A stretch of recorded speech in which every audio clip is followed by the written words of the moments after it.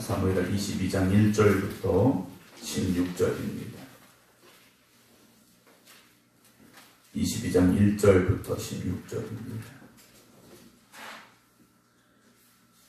여호와께서 다윗을 모든 원수의 손과 사울의 손에서 구원하신 그날에 다윗이 이 노래의 말씀으로 여호와께 아뢰어 이르되 여호와는 나의 반석이시요 나의 요새시요 나를 위하여 나를 건지시는 자시요 내가 피할 나의 반석의 하나님이시요 나의 방패시요 나의 구원의 뿌리시요 나의 높은 망대시요 그에게 피할 나의 피난처시요 나의 구원자시라 나를 폭력에서 구원하셨도다. 내가 찬송받으실 여호와께 아뢰리니 내 원수들에게서 구원을 받으리로다. 사망의 물결이 나를 애우고 불의의 창수가 나를 두렵게 하였으며 수월의 줄이 나를 두르고 사망의 올무가 내게 이르렀도다. 내가 혼란 중에서 여호와께 아뢰며 나의 하나님께 아뢰었더니 그가 그의 성전에서 내 소리를 들으시며 나의 부르짖음이 그의 귀에 들렸도다. 이에 땅이 진동하고 떨며 하늘의 기초가 요동하고 흔들렸으니 그의 진노로 말미암음이로다. 그의 코에서 연기가 오르고 입에서 불이 나와 사르며 그 불의 숯이 피었도다.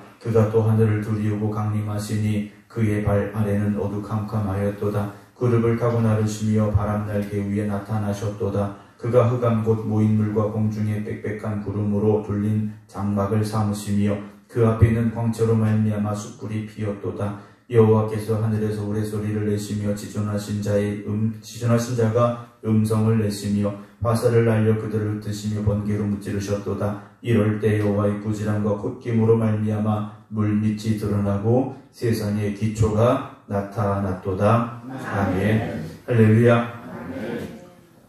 하나님께서 오늘도 깨어 기도드리는 우리 모든 성도님들의 삶 가운데 크신 은혜만 더하시기를 주님의 이름으로 축원합니다.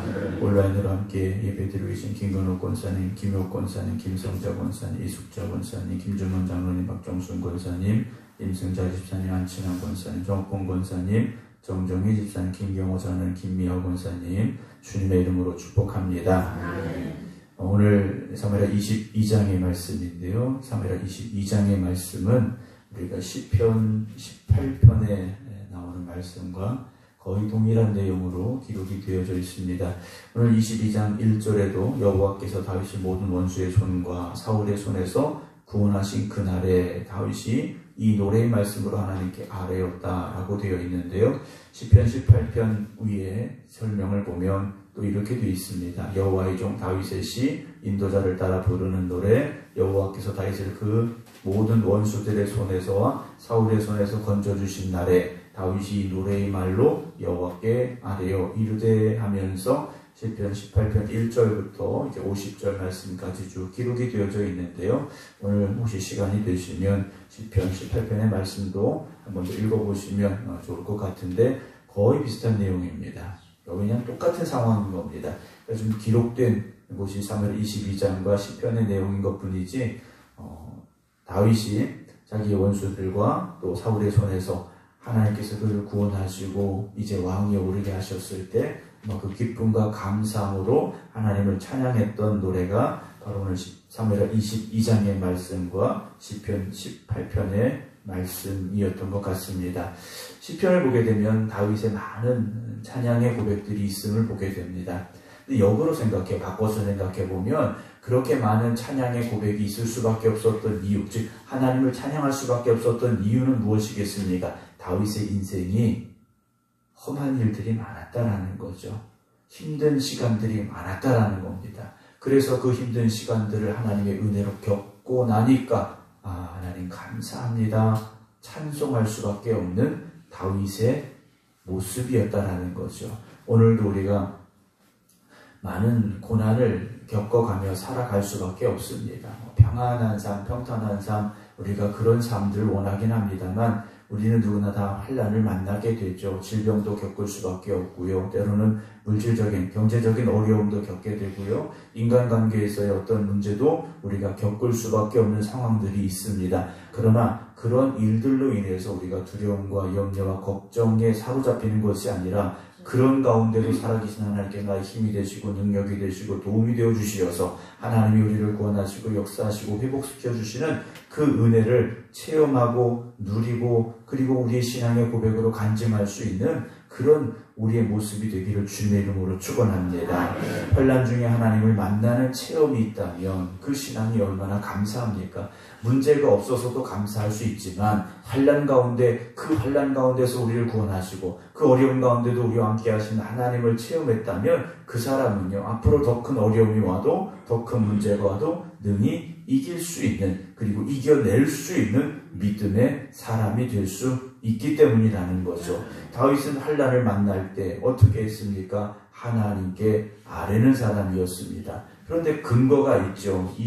2절 보게 되면 여호와는 나의 반석이시요 나의 요새시요 나를 위하여 나를 건지시는 자시고 내가 피할 나의 반석이시고 나의 방패시고 나의 구원의 뿌리시고 나의 높은 망대십니다. 그래서 그에게 피할 나의 피난처가 되신다. 나의 구원자시라. 다윗은 하나님을 이렇게 고백을 하고 있습니다. 다윗은요 어렸을 적 사무엘 선지자를 통해서 하나님께서 왕으로 택하시는 기름 부음을 받은 사람입니다. 그런데 그 뒤로 오히려 더 많은 환난의 시간을 겪어야 되지 않습니까? 사울은 다윗을 죽이려 했고 다윗은 하나님이 기름 부으신 사울을 죽일 수 없어서 이리저리 도망다니고 피해 다닐 수밖에 없었고 심지어 블레셋 땅으로 가서 미친 척하며 침을 흘리는 그런 자신의 모습까지도 우리에게 보여주었던 상황들을 기억을 합니다. 그런데 하나님께서요 그런 순간에도 함께 하셨더라는 거죠. 수많은 전쟁터에서도 함께 하셨고요. 오늘 우리의 삶에도 그런 칼과 창이 있는 전쟁터는 아니지만 얼마나 힘든 삶이 우리 앞에 놓여져 있습니까? 말 그대로 삶이 전쟁터 같은 그런 삶을 살아가는 저와 여러분들이지 않습니까? 그렇다면 우리도 다윗과 같이 하나님 앞에 부르짖어야 되고 하나님을 의지해야 됩니다. 다윗이 고백했던 하나님은 나의 반석이십니다. 나의 요새이십니다. 내가 피할 반석이 되십니다. 우리가 그런 고백으로 하나님 앞에 나아가기를 원합니다. 어떤 환난을 만나느냐가 중요한 게 아닙니다. 환난의 종류가 중요한 게 아니라는 거죠. 그런 환난 가운데 누구를 의지하느냐가 중요하다는 것을 기억하시기 바랍니다. 하나님께 부르짖어 구할 때 하나님이 나를 구원하십니다. 하나님이 나를 구원해 주십니다. 라는 그 믿음을 가져야 되는 거죠. 다윗이 골리앗을 향해 나갑니다. 어떻게 감히 그 거인을 향해 달려나갈 수 있습니까? 그런데 하나님이 나의 구원이시고 하나님이 나의 힘이 되심을 고백하기 때문에 담대함으로 갔다라는 거죠. 담대함은요 그럴 때 드러나는 거지 않습니까? 평안할 때는 담대함이 필요가 없습니다. 위기를 만날 때 담대함이 필요하다라는 거죠. 주님과 제자들이 배를 타고 갈릴리 호수를 건너갑니다.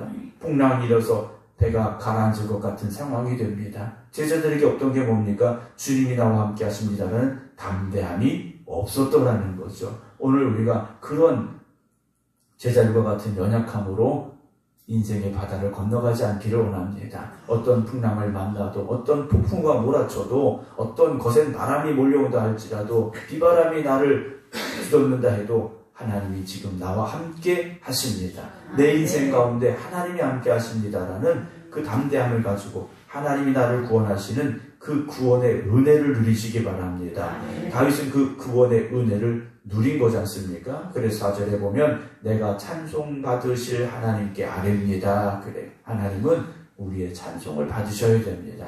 하나님은 우리의 원망을 받으셔야 될 뿐이 아니라 우리의 찬송을 받으셔야 된다는 거죠. 5절에 보면요. 사망의 물결이 나를 애우고 불의의 창수가 나를 두렵게 하였으며 스올의 줄이 나를 두르고 사망의 올무가 내게 이르렀도다. 그래. 그 다윗은 정말 죽을 것 같은 상황들, 그 죽음의 고비를요 한두 번 겪은 사람이 아니라는 거죠. 그런데 그때마다 하나님이 나를 도우셨다라는 겁니다. 어떻게 해요? 7절 내가 환난 중에서 여호와께 아뢰며 나의 하나님께 아뢰었더니 그가 그의 성전에서 내 소리를 들으시며 나의 부르짖음이 그의 귀에 들렸다 그랬어요.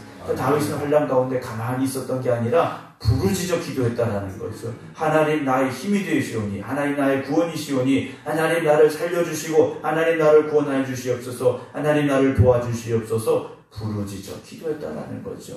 물론 기도에는 여러 가지 종류가 있습니다. 조용히 침묵하며 하는 기도도 있고 묵상하며 하는 기도도 있고요. 소리내서 기도하는 기도, 울부짖으며 하는 기도 뭐 여러 가지 기도가 있습니다. 그런 어떠한 기도에도 하나님 반드시 응답하심을 여러분 믿으시기 바랍니다. 그래서 우리는 어떻게 됩니까? 쉬지 말고 기도해야 됩니다. 기도의 어떤 종류가 중요한 것이 아니고 어떤 사람 소리내서 기도하고 어떤 사람 조용히 기도하고 여러분 그것이 중요한 것이 아니라 기도하느냐 기도하지 않느냐가 문제라는 거죠. 오늘도 이 새벽에 깨어 기도하는 여러분 하나님께서 여러분들의 부르짖음에 응답하실 줄로 믿으시기 바랍니다. 다윗이 기도했더니 어떻게 됩니까? 8절 이에 땅이 진동하고 떨며 하늘의 기초가 요동하고 흔들렸으니 그의 진노로 말미암음이라 하면서 하나님께서 이렇게 나를 위하여 움직이셨습니다 라는 다윗의 고백이 나오기 시작하고 있습니다. 하나님께서는요 그 다윗에게도요 기적적인 은혜를 베푸신 때가 있었다라는 것이죠. 안 될 것 같은데 되어졌다. 여러분 그건 기적인 겁니다. 그냥 어쩌다 보니까 우연히 된 게 아니라 하나님이 도우셨기 때문이라는 거죠. 오늘도 깨어 기도드린 여러분들의 삶에 하나님의 그 기적의 역사가 임하기를, 그 기적의 역사가 나타나기를 주님의 이름으로 축원합니다. 수많은 위기를 겪은 다윗이 결국 어떻게 됩니까? 왕이 올랐지 않습니까?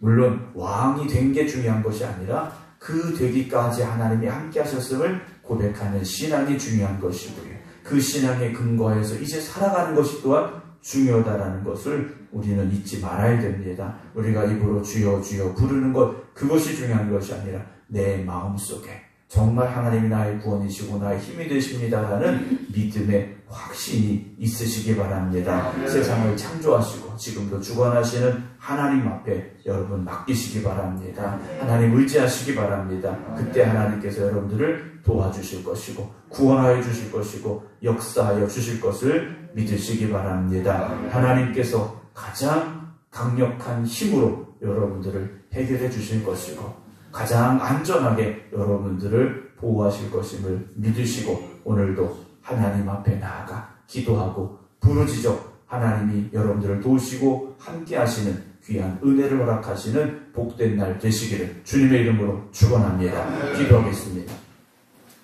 여전히 우리가 살아가는 삶은 다윗이 살아갔던 그 수많은 위기와 고난과 역경과 환난이 있는 삶이 계속되어짐을 고백합니다. 그래서 오늘도 우리는 다윗처럼 하나님 앞에 엎드리고 하나님 앞에 부르짖어 기도할 수밖에 없음을 또한 고백합니다. 그 간절한 마음과 믿음으로 오늘 새벽 이 성전에서 또 각자의 믿음의 제단 앞에 하나님 앞에 엎드려 기도드리오니 하나님 우리의 부르짖음에 응답하여 주시옵소서.